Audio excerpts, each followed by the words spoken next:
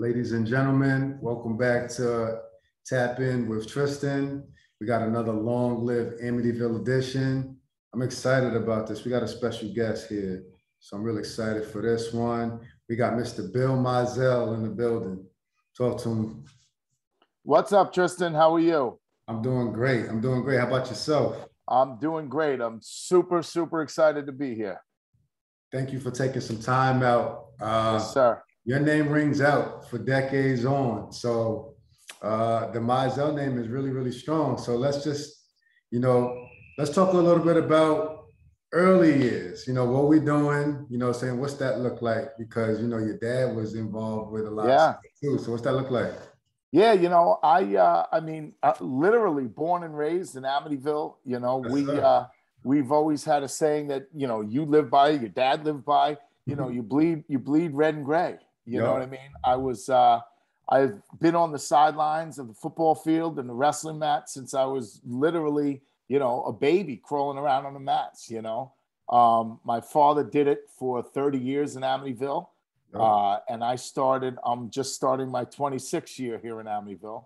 So I'm trying to keep the legacy going and following his footsteps, That's crazy. That's amazing. The Maisel name has been in Amityville for going on 6 decades. Yeah, close to 60, Yeah, that's amazing. So what did that feel like, growing up in the atmosphere, as well as having your dad being such a pillar in the community, especially in the wrestling and the football program?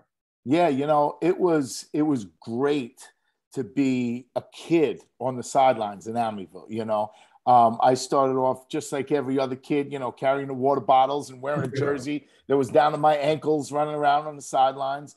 And, just being a part of the system and the organization and just the tradition in Amityville. You know what I mean? Like even before my dad's days, the tradition goes way back, and seeing that tradition continue through Amityville, through my dad's years, through my years, it's a great thing. And, growing up, I always say to people all the time that I see, I'm like, I literally grew up on the sidelines of Amityville as a kid and as a coach, and now as a grown-up, you know what I mean? So I've been on sidelines since, I was born in 71. I remember being on, not that I remember pictures of me being on the sidelines at 2 years old. That's it's crazy. You're like a walking almanac for sports, literally. Yeah, what's funny? It's funny you say that because people start talking about, the Amityville greats and this and that. And I'll mention a name, and like if I'm talking to an old timer, so to speak, they'll be like, "How do you know that guy?" I'm like, I might have been 6, but I remember watching Rufus Wilson run around the football field. You know what I mean? Like I remember that. That's a fact. So what would you say a vivid memory from those early days of you on the sideline? Then we'll talk a little bit about your career. What's something that sticks out? I remember, and it's funny, great question. I remember it like it was yesterday. I was on the side actually this was during wrestling. I was on the wrestling mat and I'm wrestling around with one of my father's guys. And guy was actually a state champ. Wow. And guy's an Amityville guy. He used to be on our board of education. And I'm wrestling around with him. Now I'm a little kid and he's grown, and he's like, Maisel, he's like, "You're pretty tough." I'm like, "Oh, thanks, man." Now coming from a state champ, that means a lot. Right. And he said to me, he's like, "You know what?" He goes, I could see you doing big things in Amityville. And this was I'd say about 77, 78. Yeah. You know what I mean? And it's like, okay, that means a lot coming from this guy. This guy was Who's that guy? Ronnie Moss. Ronnie Moss. Yeah. Yeah. For him to say that to me, number one, as a kid, this is someone I looked up to. Absolutely. And now he's giving me these positive influence and positive thoughts. I'm like, you know what? I think he's right. I could be pretty successful. You know what I mean? And that's a vivid memory I have. Then I also remember being part, not one specific memory, but always being part in the football locker room. Like I'm there, you go with dad early. It's 7 o'clock in the morning while the team's pre-gaming and breakfast and the whole nine. And I'm there, and I'm in the locker rooms, you know, my dad or Lou Howard or Vic Nemi, they're giving speeches, and I'm sitting right there, and I'm getting riled up with the guys just as well. I'm 10 years old. Give me a helmet. Yeah, I just remember always being a part of the culture in Amityville sports. You know what I mean? And loving every minute of it. Yeah, you crossed a lot of timelines, and Maisel's family crossed a lot of timelines. Now, growing up, before we get into the sports, were you in the St. Martin's and then crossed over, or did you do the Northwest and all that? I was in Amityville from kindergarten until 12th grade. So you went all the way through that thing. So what's your first memory of you actually performing, and what sport is it? Wrestling. No, you know what? I'm wrong. Football was my first memory that I remember performing and being good at. And I remember my father saying something to me, and I totally lied because I had no idea. I was like 7 years old. So I'm on the football field, and back then Amityville didn't have UNEO or anything like that. So I played for Copeg. You played Copeg? Copeg Eagles. So I'm playing linebacker, and I'm just making great plays. And between me and you, I'm completely guessing correct. I have no idea what I'm doing. I'm guessing correct. So I come off the field, and my dad is helping with this other guy, and he says to me, he goes, "Hey, you know, you're reading the play really well. You know, you read," and I'm like, yeah. I'm reading my keys, coach. Yeah, no idea. I just 50-50 chance it's a trap left or right, and I just guessed right. I'm in there. You know what I mean? And then, you know, of course, I got to wrestling, and that kind of took me a little bit or a lot further. You know what I mean? Yeah. And just as a kid wrestling, go through kid wrestling in Amityville, and you know, it's always been like, you know, like, and you could say the same thing. It's like family. Like, still to this day, my best friends are my football team and my wrestling team. Yeah. You know what I mean? Those are memories that you can't buy those memories. You can't buy those. Yeah. So what did those middle school years look like? You know, Amityville Middle School is in a tough part of town. Yeah. You know what I mean? You got it. You're a wrestler, so you know what I mean? Like, well, you know, what's the environment going on now?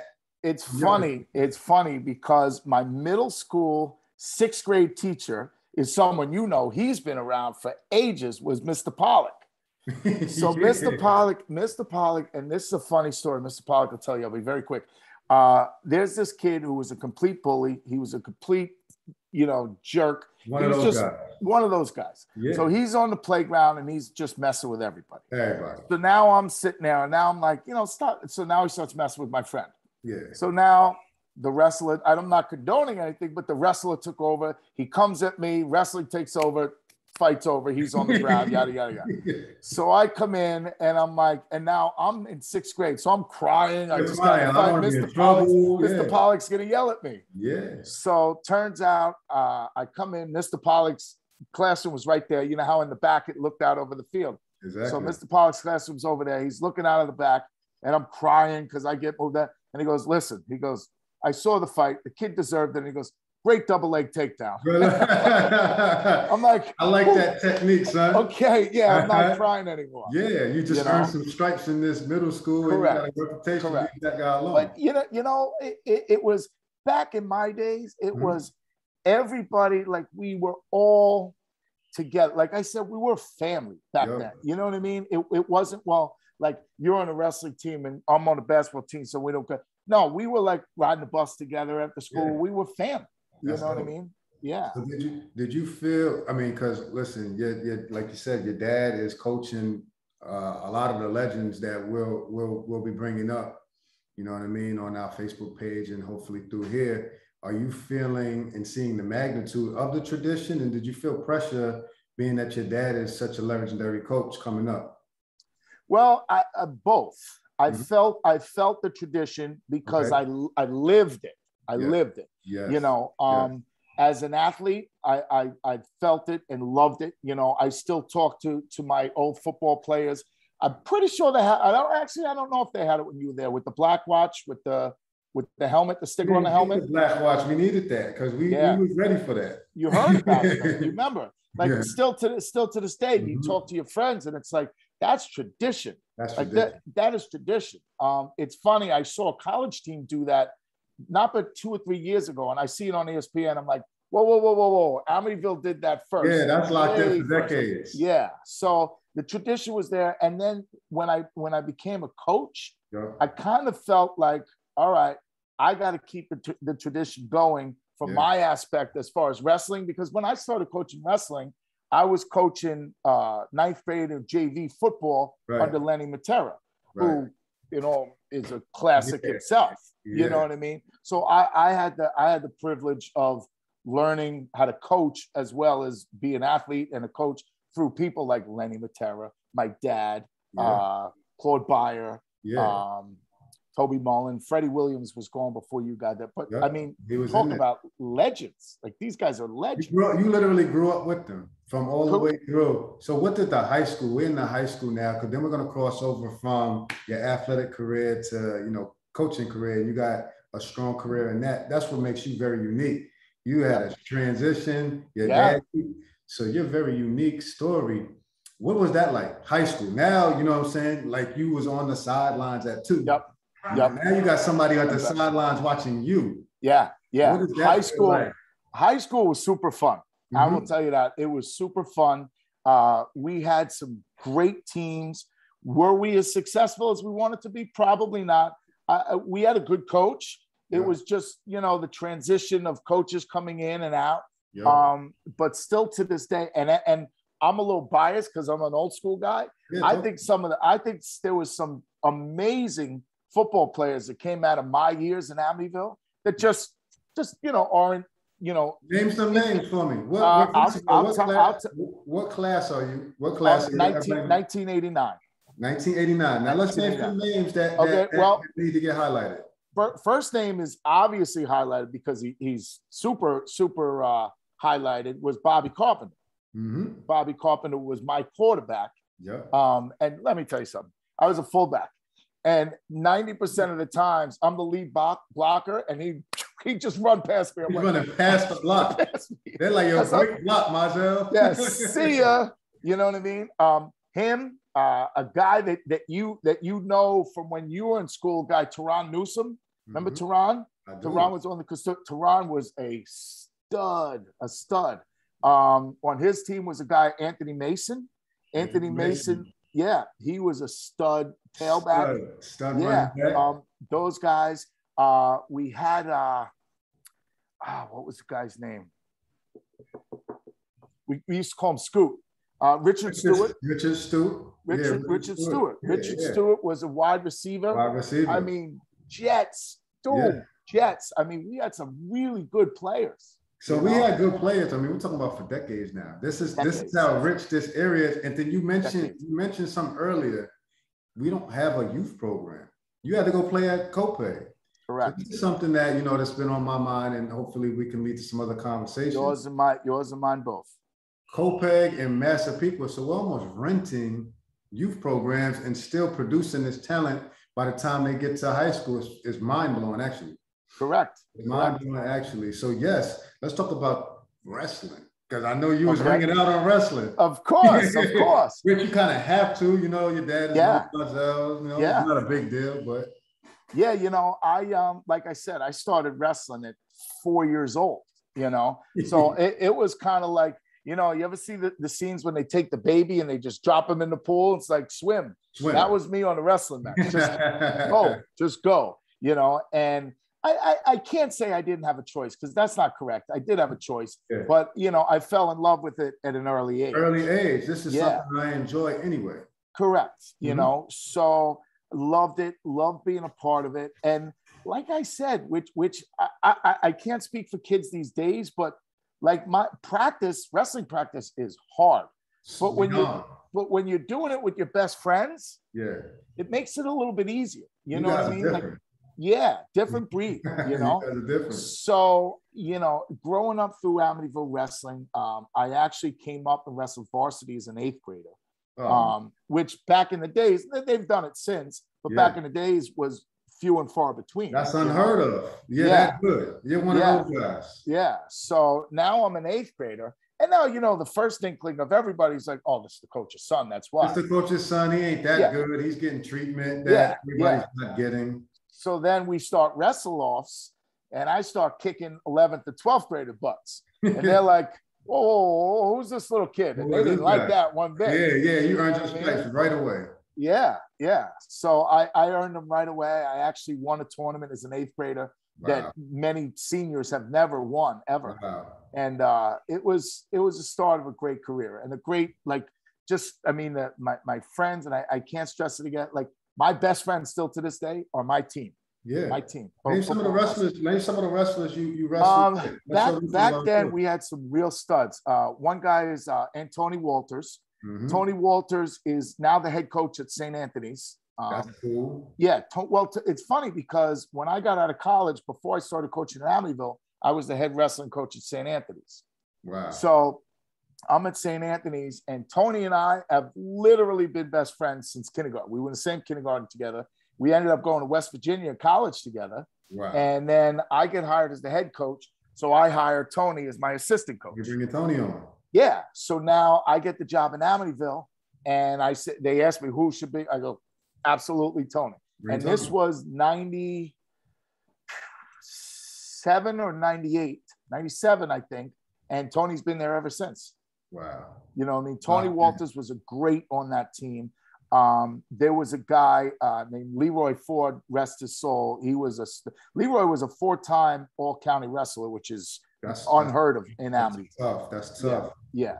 Leroy Ford, Jerry Pollock's son was very good. Jerry Pollock, there was a guy, Rob and his brother, Brett Chester, were both county champs. Yeah. There was some studs in Amityville, you know? I mean, that's one of the quietly kept jewels of Amityville is the wrestling program. Yeah. Well, it's funny because a lot of people don't know this. It has changed in the last couple of years because of the adaption of different divisions. Back then it was just Division I, everybody's wrestling. Now it's Division II, League 6, they added a league. So it's kind of, I don't want to say watered down, but it's a little bit watered down. Soften it up a little bit. So but back in the days, Amityville had the most county champs and the most county championships of anybody on Long Island. Really? I mean, Huntington, Sachem, Longwood, Brentwood, we were the number one. Yeah. I would say about 2000, 98, 99, 2000, it kind of, we're still in the top 5. That's unbelievable. So this is news to me. So thank you for sharing that. I knew we were good, but man, we're talking about, top of Long Island. Yep. For a long time. And Maisel's name has been associated with that, for a long period of time. So he had a really, really, really good high school career, college career, you're going away, West Virginia. What was that experience? It was fantastic. It was amazing.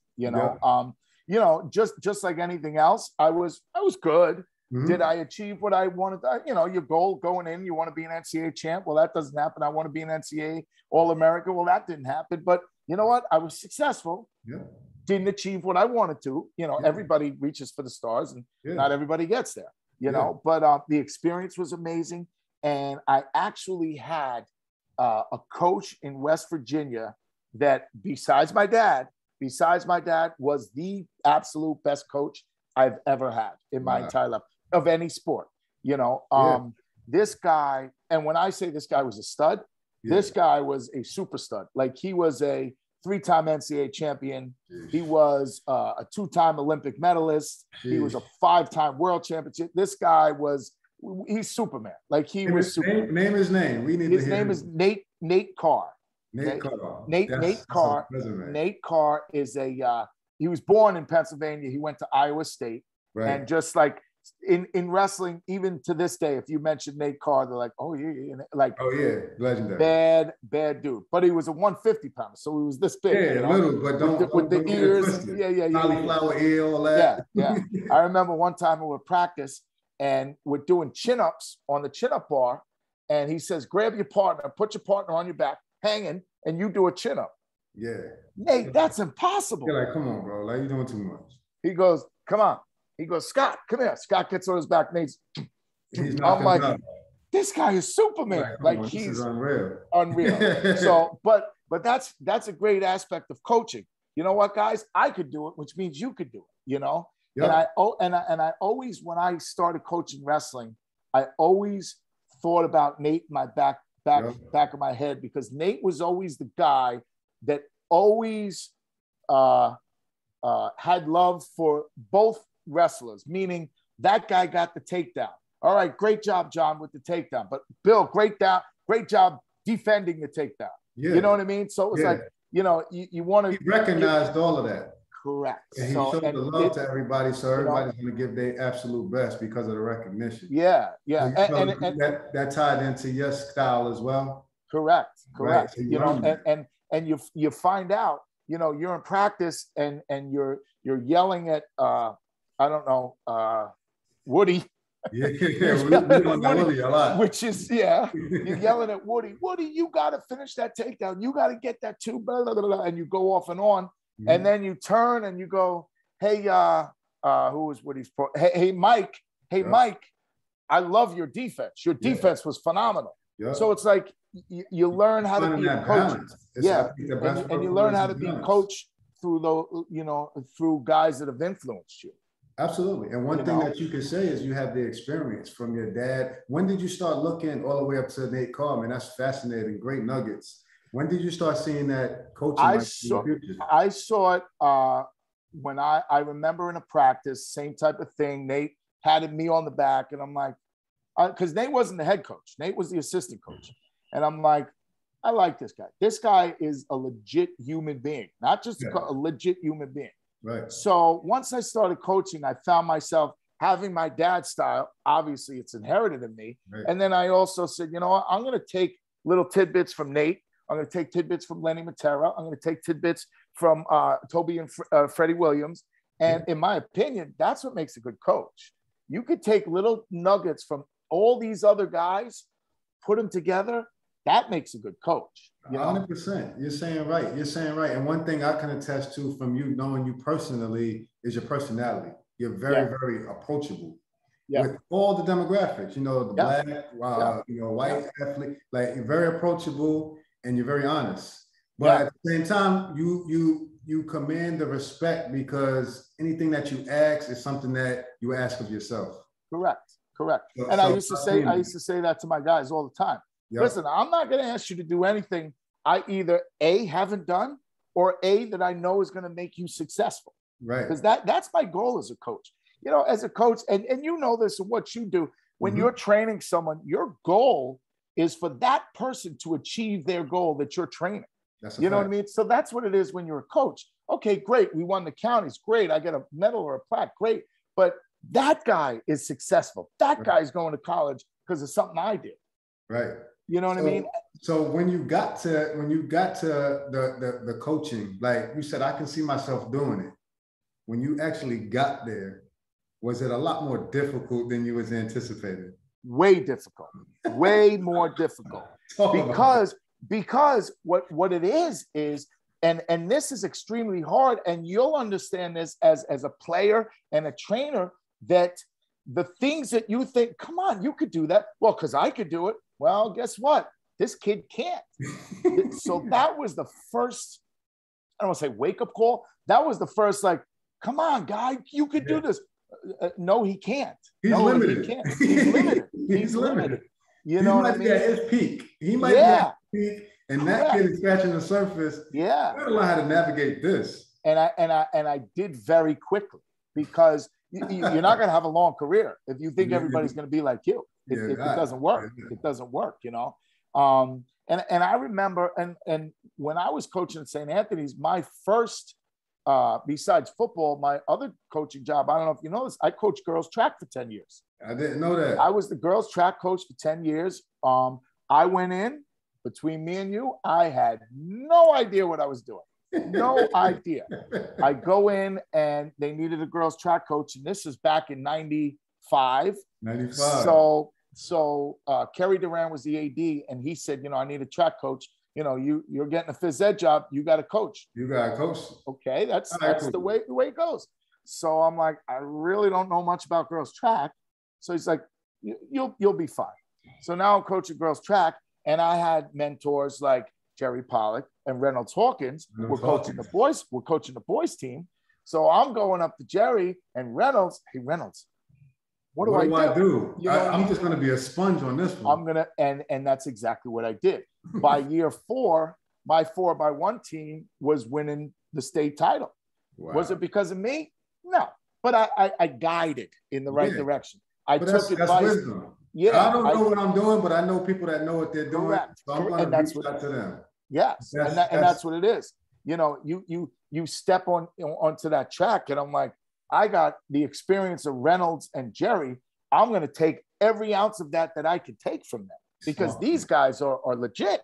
They're legit. We're talking about Hall of Fame guys. They're Hall of Fame and pillars in our community, but Hall of Fame in Suffolk County and Long Island. For sure. You want to learn from them. So how was you able to deal with the personalities? Because I had you as a gym teacher, and we used to make sure that we gave you a run for your money. Of course. You know what? Shooting the volleyballs in the basket and throwing them at yourself, all that stuff. It's so true, and it's so true, and it's funny. I still, to this day, I'm like, I remember sometimes at school, and I don't know who I saw a couple weeks ago, and they said something. They're like, "Do you remember me in school?" I'm like, "Oh, I remember you." I go, "You see all this gray? That's because of you." You know? But like, I can't say that there was ever a time that I was like, "Oh my God, these kids are bad," or "This kid doesn't listen." Because what I do, and this is a big thing that all teachers need to do, which between me and you, I don't think they do.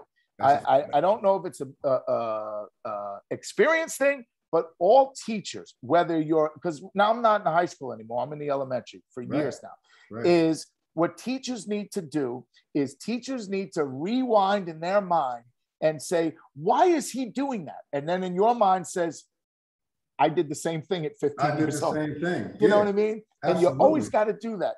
I'm teaching at Park Avenue. I tell the guys, I'm like, okay, boys, you guys go sit against that wall. Girls against that. The boys run against the wall, and it's like WrestleMania. They're banging their headlocks, and I'm like, guys, stop!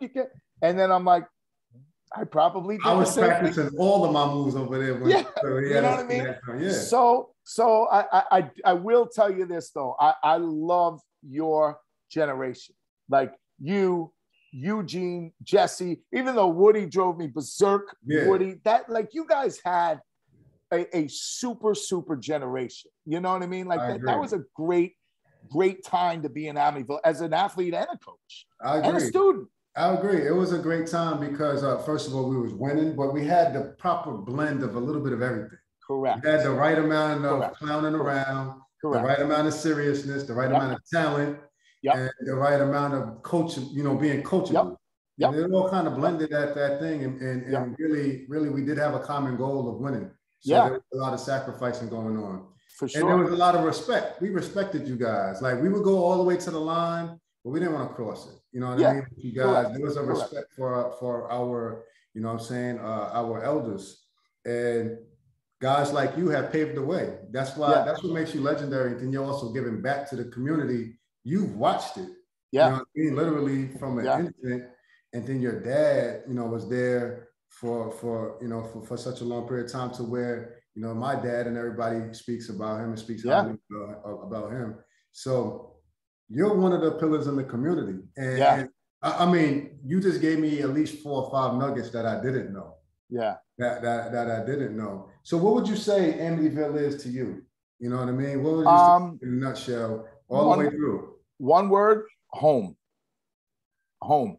I could not and will not see myself living anywhere else. Wow. You know what I mean?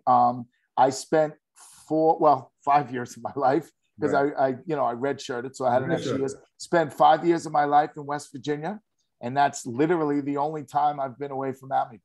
Wow. Came back, got out of West Virginia, and have been here ever since. I cannot ever see myself working anywhere else, living anywhere else. It's my life. It's my home. I long for seeing the tradition. I love seeing our kids following footsteps of other kids. Now I'm in Park Avenue. I see kids that I coached or grandkids of kids that my dad coached. Yeah. And it's like, that's that's how deep the tradition Yep. lives. And I am not, I don't want to lose that. I don't want to give that up. I'm put, you know Right. what I mean? So, and also I would say Amityville is a very family orientated town. Yep. You know what I mean? Just think about like when you were in school, the breakfasts, Yep. or the Friday night meetings, or All the those after party after a football game or a basketball game. You were family. Didn't matter which side of Smith Street you lived on. Yep. You were a family together, you know, and that's very rare. That's very rare. Yeah, Amityville is a very unique town because you have a blend of a lot. You have a blend of a lot, and then you have a lot of people that went on to do some really good things, yourself included. So I want to applaud you and celebrate you. I really appreciate it. And I will tell you, as soon as I saw your stuff on Facebook, I was super excited. I'm like, this is fantastic. Yes. You know, and it's great. It's great when people like you and, you know, Andrew is doing his thing up at the MAC. That is not only is it super great, but it's super important for our community.